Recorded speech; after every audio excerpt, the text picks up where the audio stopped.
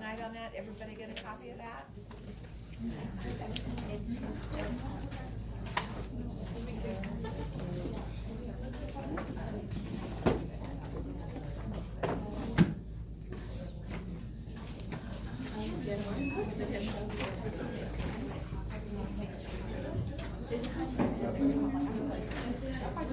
The hypoxic? Histotoxic is metastatic decreased total volume, and hypoxic is decreased oxygen. Hemoglobin. Yes. Carbon dioxide.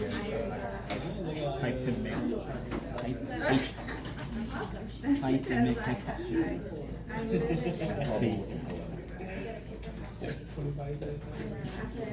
So with hypoxic hypoxia, is there a change in the PO2? The arterial PO2? Yes, it's reduced. Is carbon monoxide poisoning cause a decrease in arterial PO2? No. No. What does it do to venous PO2?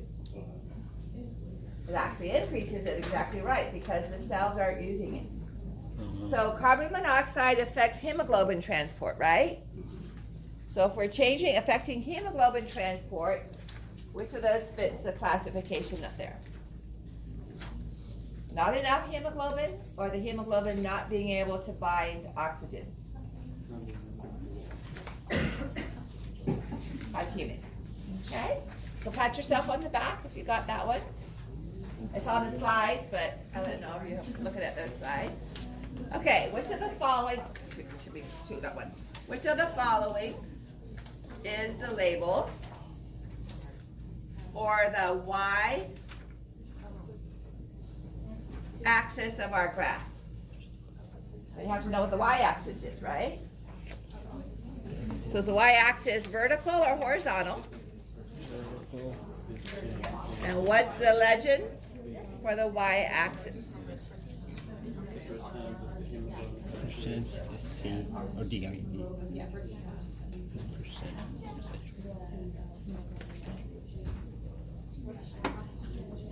So I chose one where the X and the Y both go up to 100. Percent hemoglobin saturation. Does the Y-axis go over 100? No. It cannot go over 100. The X-axis may. Okay, especially if you're getting supplemental oxygen.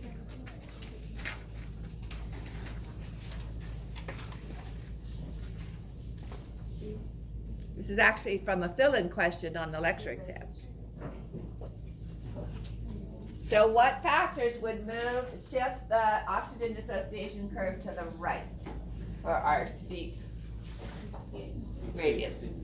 Pardon? Increasing the temperature. Okay, increasing the temperature. Think of exercise. Increasing the temperature, increasing the CO2, increasing the number of hydrogen ions, so more acidic. What about the bisphosphoglycerate, the 2,3-BPG? Is increasing it release CO2? Does increasing it cause it to bind more more oxygen rather, not CO2? Release Does increasing 2,3-BCG cause it to release more oxygen or to hold on to the oxygen? Release oxygen. Release more. So red blood cells will make the 2,3-biphosphogycerate when CO2 levels are low, when there's not enough oxygen. So what's the situation for fetal? Why does fetal hemoglobin shift it to the left? It has to do with the 2,3. It doesn't hold on to that. It doesn't make it as much. And so because of that, it has a higher affinity for oxygen. Fetal hemoglobin does. Plus it has a different type of fetal hemoglobin. Okay? Which way is carbon monoxide going to move it? Left or right? Left. That's why the blood is so bright red, okay? Because all the oxygen is staying bound to the hemoglobin. Okay, so if you've been looking at the respiratory quizzes, you've probably seen this set of diagrams. So over here on the left is normal, all right? This is our ratio that we did with our BioPack So you start at the top, maximum volume in, vital capacity at the very top, and then breathe out as rapidly as you can for 1 second, okay? So this is the FEV1 ratio, normal at 80, 40, 40, and 90, okay? Then the second one is compliance, which is the ability to, the ease or difficulty in expanding. So if it's high compliant, is it easy or difficult to expand? Easy, all right? So this is normal. So here we see normal, here we see high, and here we see low. All right. And this is our pulmonary function test. So these two show high residual volume. And this is, everything's normal, but it's low volumes of everything. Okay? All right. So which of these images illustrates changes in lung function caused by acute asthma? Is asthma an obstructive or a restrictive pulmonary disease? Obstructive. So how's it going to affect FEV? Who had low FEV1 ratios on Monday? Are you asthmatic? Okay. So FEV1 becomes less than 80 with our obstructive pulmonary diseases. So we got two though. We have two that have FEV1 pretty low here. So how do you know which of those now is going to be, and they both have high residual volumes, which is another characteristic. These are the two main characteristics of obstructive pulmonary disease. So the difference is in compliance. So what's our other obstructive pulmonary disease that we've been talking about?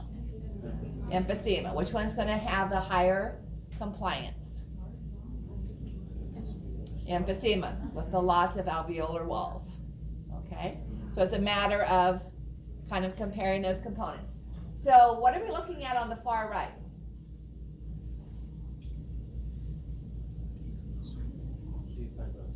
So fibrosis is going to have low compliance, all right?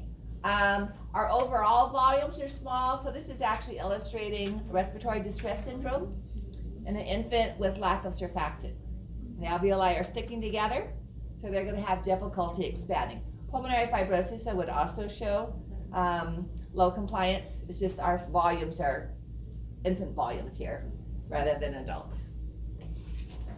Okay, then moving through our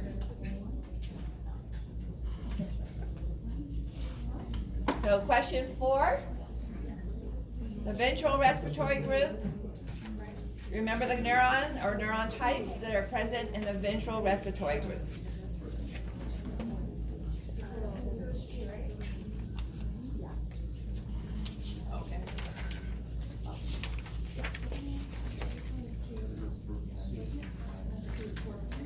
So what's dorsal respiratory? Inspiratory, expiratory, or both? Inspiratory. The 2 on, the 3 off. Okay? That's our dorsal respiratory group. And what happened when we brought in the ventral? What were we doing? Force, inspiration, and expiration. Okay? So if we're talking about using scalenes and using the anterior abdominal muscles, we're adding in our VRG and or.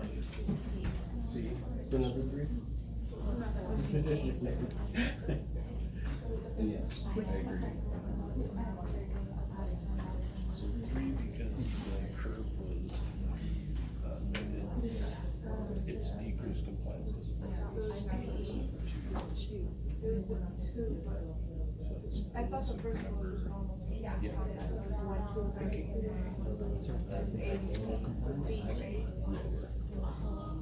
It's obstructive. So it's harder to stretch out. And that makes sense because people with asthma take things like albuterol, which are going to bronchodilate.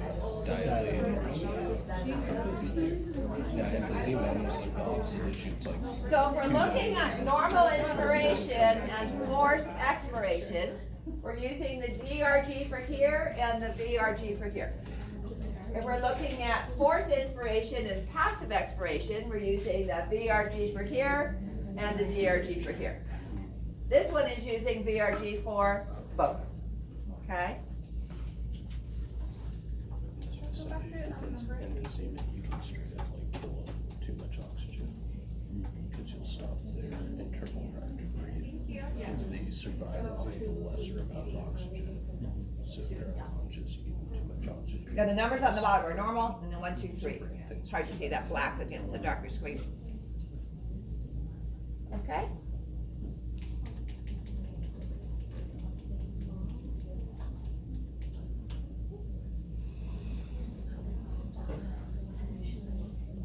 So it might be easier to read this on your lecture notes. So we're talking about what the limbic system is doing up here. It's coming down from the cerebral cortex. Okay.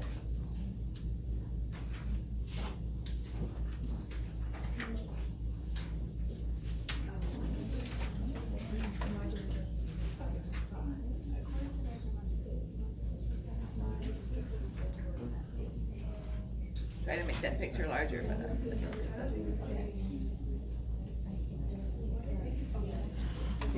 so again, this is 21.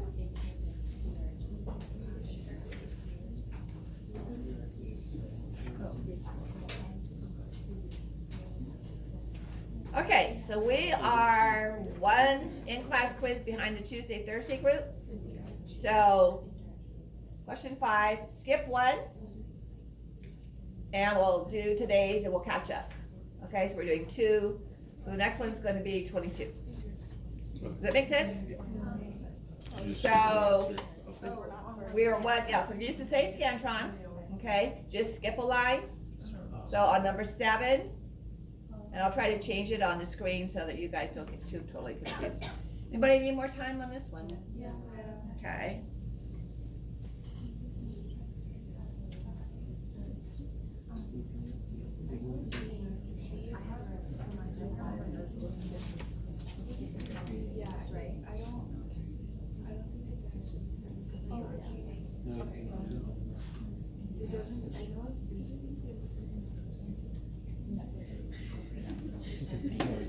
That causes the normal tidal breathing, normal breathing. So you would have to emotions would affect this when you're breathing normally, right? Mm-hmm.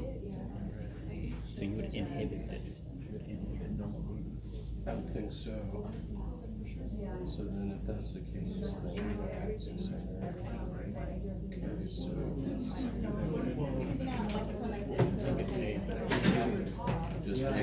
Yeah. Exciting the DRG, I think that's normal breathing. Definitely not BRG because that's forced in and out. So when it would indirectly, because it's coming down, inhibiting the apneustic center, which then excites the DRG. Yeah, because the limbic system is always indirectly affected by, because it's interacting with this right here, this thing right here. So it's always going to be indirect. Yeah, so we're looking at so here's the red arrow, which is exciting. So when this excites it, we don't have anything going directly And here. then we'll start on So number when this 7 for excites the this, it urinary. functions to inhibit this. So we're not exciting that, okay?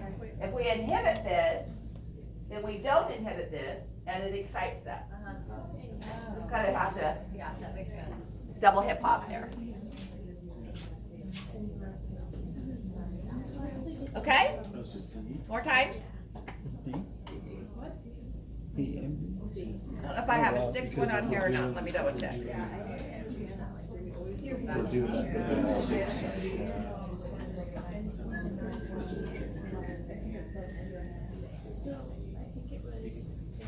Here we go. No. Okay, that's it. All right, anybody want more time on that one? If not, we'll switch over to urinary system.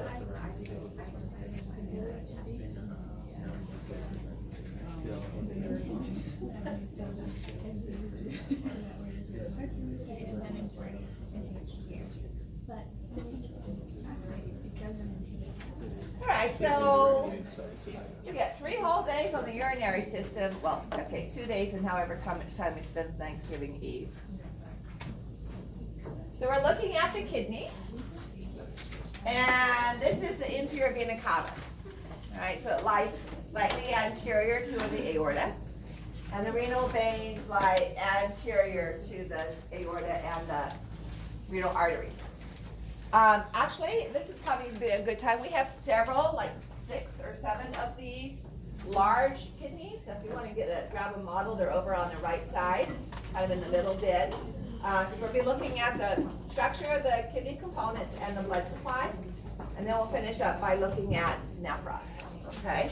So if somebody wants to grab this one up here, you're welcome to look at that one.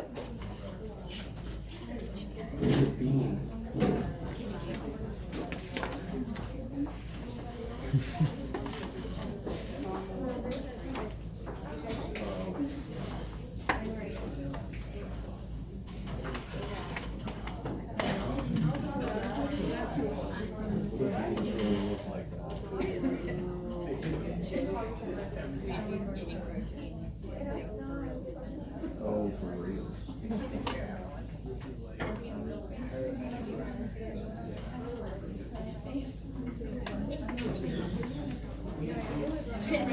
You hear about that guy that's suing Burger King? Because they couldn't find no offers on saying real non-vegan. And so they say you can't really say that it's vegan. You never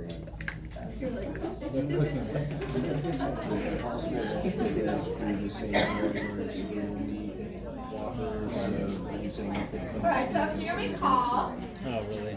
when we were talking about the reproductive tract way back at the beginning of the semester, we had 3 versions of the developing kidney. And it's the only organ in the body that we go through 3 completely separate organ developments instead of modifying it as we move through embryonic components. So what was the name for the first kidney? Do you remember? Metanephron? Nope. Pronephros.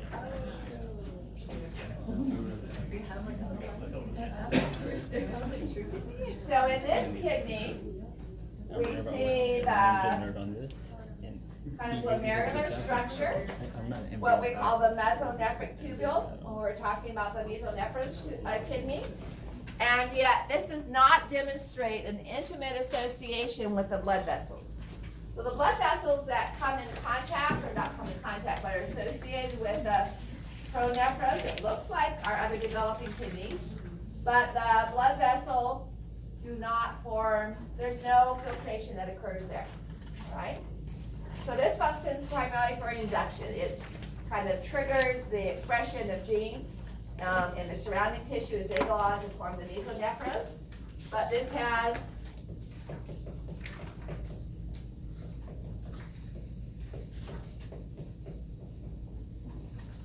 no filtration, right?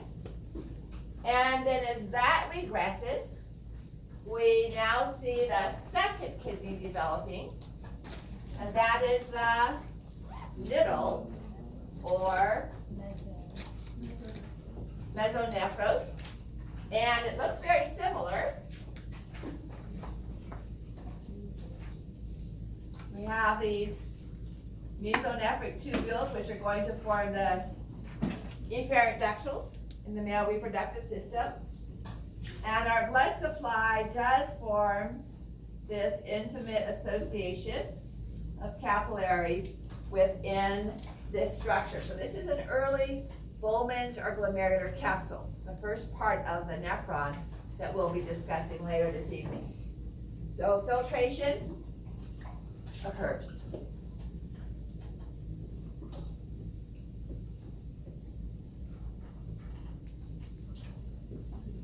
All right, and the second kidney, sorry, not the second, the third kidney, anybody remember the name of that one? I have a quick question. Yeah. You said that the mesonephric tubules go on to form what? The efferent ductules. So remember in the testis, we have the seminiferous tubules That's right. part of the testes, then the straight tubules, and the tubuli recti, and then those are connected to the epididymis by the efferent ductules. And that's what comes from the mesonephric tubules. The mesonephric duct is going to form the epididymis and subsequent structures downstream from that. So our third kidney is the metanephros. And this is what becomes our final kidney, okay? So this is our true kidney.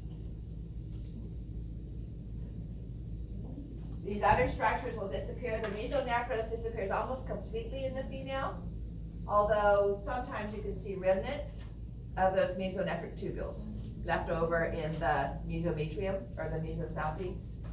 All right? So of course this has filtration as well.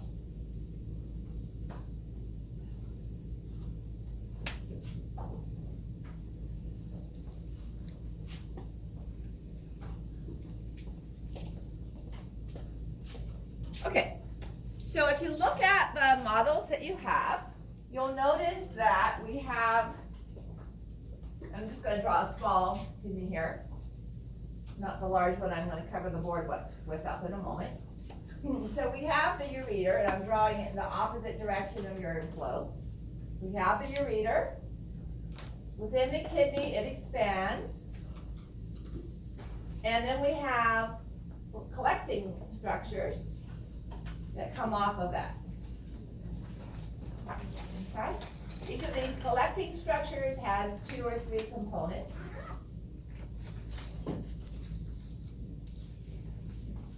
So this is the ureter. This is the pelvis. This is called the major calyx. The word calyx comes from, if you picked a strawberry or had strawberries that still came with the stems, you know, the green kind of petal at the top of the strawberry, that's a calyx. Okay, so that's kind of where this comes from. And then these components coming off are minor calyces. All right? So everything that I've drawn in green is lined with transitional epithelia. That's our urinary epithelium. Just like pseudostratified columnar is our respiratory epithelium, transitional epithelium is our urinary. Okay? Now, we're also going to form collecting ducts. And these are simple columnar, not transitional. That's why I'm drawing it as a dotted line.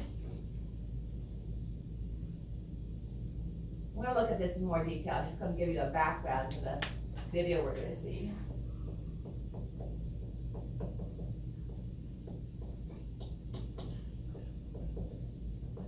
These do not have cilia or microvilli. At least not very tall microvilli. Okay? So as we progress through discussion this evening, this is the collecting system and transport flow system of the kidney. The other component is the nephron. That's what actually does the filtration and the modification of what gets filtered, all right? So you filter about 180 liters of blood every day. That's way more blood than you actually have. So obviously the blood goes through the kidneys multiple times because you actually excrete about 1.8, 10% of that as far as urine is concerned. So as we filter and pick up the fluid and the ions and the amino acids, then we have to reabsorb that back into the body. So that filtration, that reabsorption is taking place in the nephron, okay? And the collecting ducts are going to be where we concentrate, so remove water. And then when we finally get it into the minor calyx, that's the first time we call this fluid urine. Before that, it's filtrate, because we're still modifying it, okay? So with that in mind, let's take a review here of the embryonic development of the kidneys.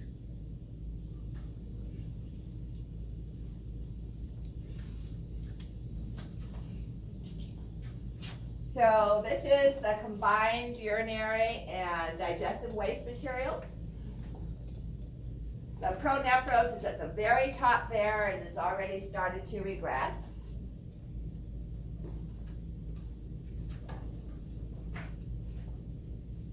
So it should look familiar from our gonad development of the testis.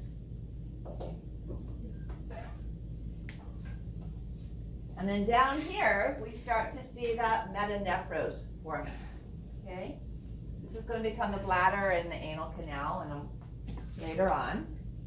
So there's the mesonephric duct, which is going to be carrying the sperm. So associated with the urinary system. So here's what I drew on the board for the mesonephros. We have that capsule intimately associated with the blood supply for the filtration to occur.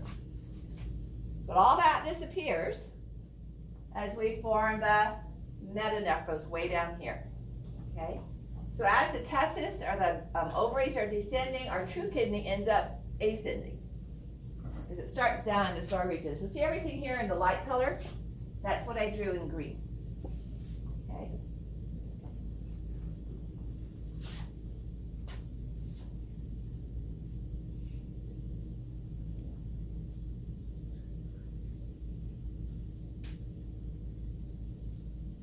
And then this would be the collecting duct. When they join down at the bottom, they're called capillary ducts, but we'll get into that.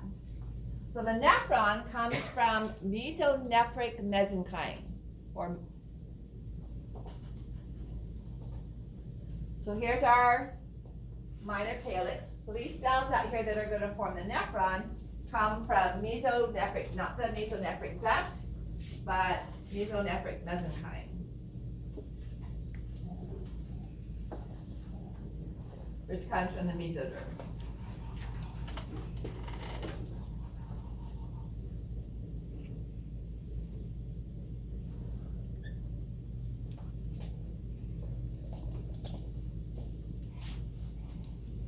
So this is going to show how the metanephric kidney migrates up. Its blood vessels are already high up there, okay? So as the gonads move down,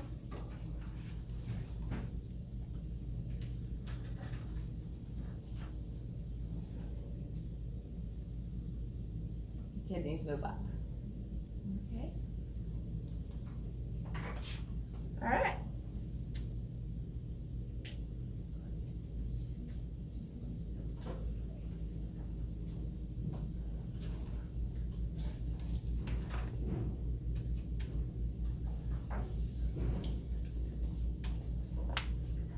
So these are just additional images showing kind of what we talked about already. All right, so you should go back and review, and I'll put a link to that animation up on Canvas.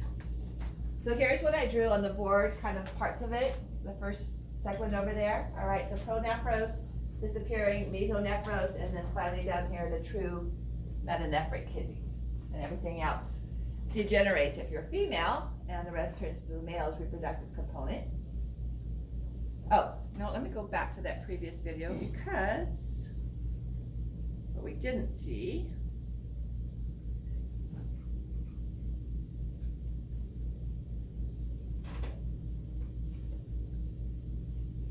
So this is showing the separation of the anal canal rectum versus the bladder. You can see that the true kidney, your reader is going into the bladder structure. And this is going to become the urachus. Do you remember me saying the word urachus before? Let me stop that.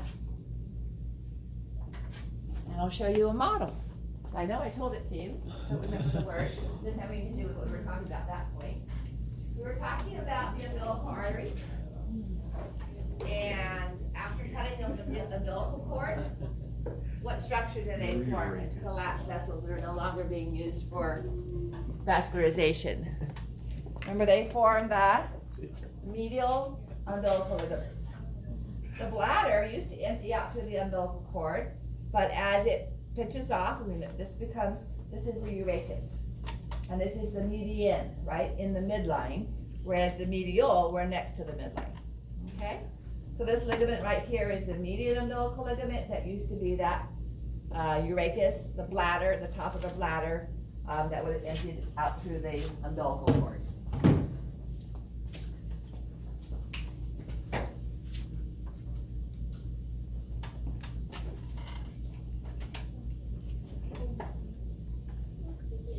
So it's just another diagram of what I drew on the board, okay, of the changes in the branching, lined by transitional epithelia. And this is just a summary of the same material. So here, the purple would be the transitional epithelia and simple columnar for the collecting duct. And then the nephron attaches to that collecting duct. Okay, so those two different tissue origins come together. This is, as the collecting duct, this would just be the simple columnar epithelia draining into the minor calyx. Okay, leading us to our first quiz question on 22. So, again, more pictures of the same stuff. So 22, told you we were catching up.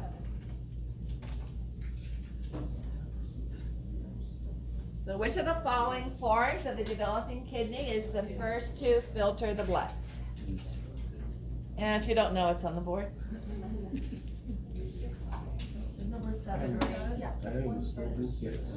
So quiz 22, yeah, start at number 7 on your Scantron. So let me change that to 7, so if we're clear here. So skip 6 and we'll put it on 7, okay?